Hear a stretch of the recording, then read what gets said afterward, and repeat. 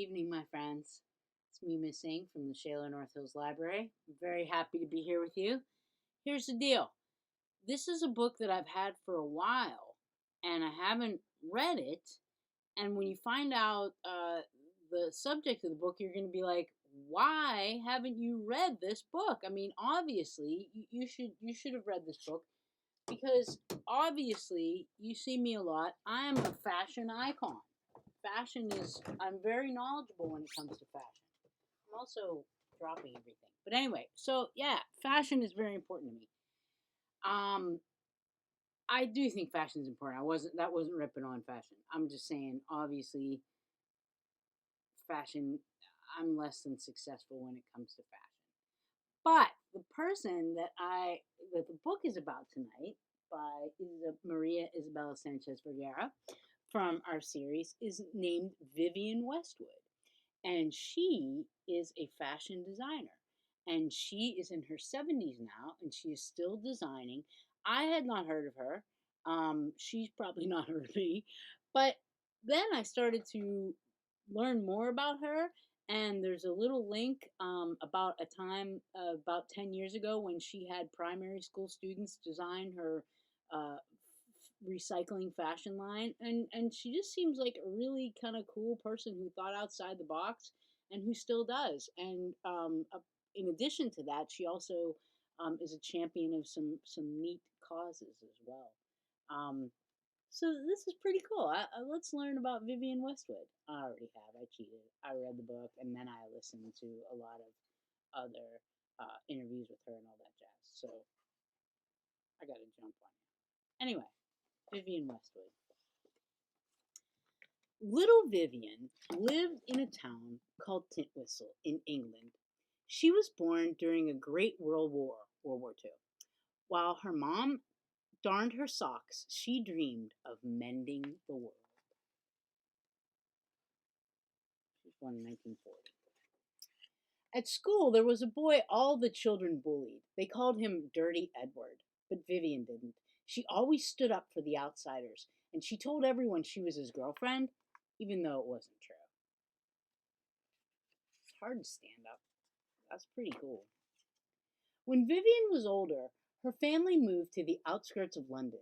Vivienne always was curious about art and new ideas, so she decided to study fashion and jewelry design. I did find out she was also a primary school teacher. Oh, yeah, here we go. Making a living as an artist was difficult, so Vivienne pursued a career in teaching. She liked being a teacher, but her head and heart were elsewhere. Fashion. One day, she met a rebellious young man named Malcolm McLaren. They opened a shop on the King's Road in London, where they mixed rock and roll records with fashion in a brand new way. Vivienne took apart old clothes from the 1950s to create new designs. She started ripping the garments before threading them with safety pins and writing shocking statements on every t-shirt. Clothes became her way to speak out and protest. Bands took notice, and soon she was dressing musicians with chains and collars. Her style was as loud and chaotic as the new sound in town, which was punk. I don't know much about punk music.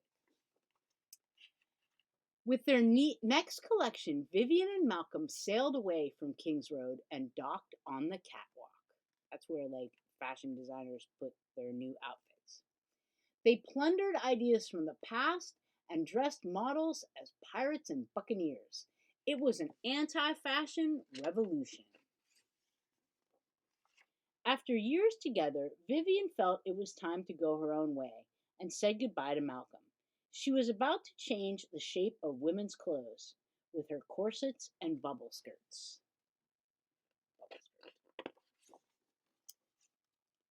Many critics found Vivienne's clothes unwearable, but she wasn't interested in their opinions. She would much rather read a good book than a fashion magazine. Vivienne mixed punk and aristocracy, making the poor look rich and the rich look poor. She dressed artists, actresses, and even some members of royalty. Vivienne became an activist against climate change. She made quality clothes that were built to last, encouraging people to buy less and wear them more,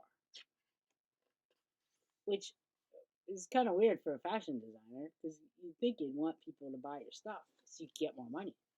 And little Vivienne, who always stood up for the outsiders, became the most unique and outspoken fashion designer ever. All because she believes that those who dare to speak up can change the world. And yeah, Vivienne Westwood is one of the most famous and outspoken fashion designers in the world. She was born in the north of England to a family with a long history of shoemaking, but there were no other signs of the future fashion icon Vivienne would become. When she was 17, her family moved, but she's also a passionate climate change activist, believing that fashion can make a difference in the world. Her motto is buy less, choose well, and make it last. And in 2006, she was made Dame Commander of the Order of the British Empire and has since been described as the Coco Chanel. Remember we read about Coco Chanel? Of our day.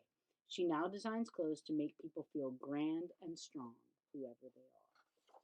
In one of the interviews that I saw, she was saying that when she was a kid, she was born in 1940, so when she was a kid, the idea of cute and beautiful was like blonde curly hair like Shirley Temple, but she had straight brown hair, and she always, that kind of made her feel bad, and then she became a champion for people, all people, and that is Vivienne Westwood.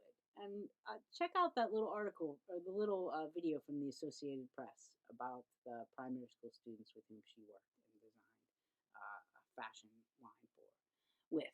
My friends, thank you so much for putting up with my fashion, and thank you for changing the world in your big and small ways and for your dreams. And kiss your beautiful brain and kiss your loving heart and look in the mirror and say, hey, good looking. Because you're all good looking, no matter what you wear and what you look like. Because you're good looking. Yeah. Bye, friends.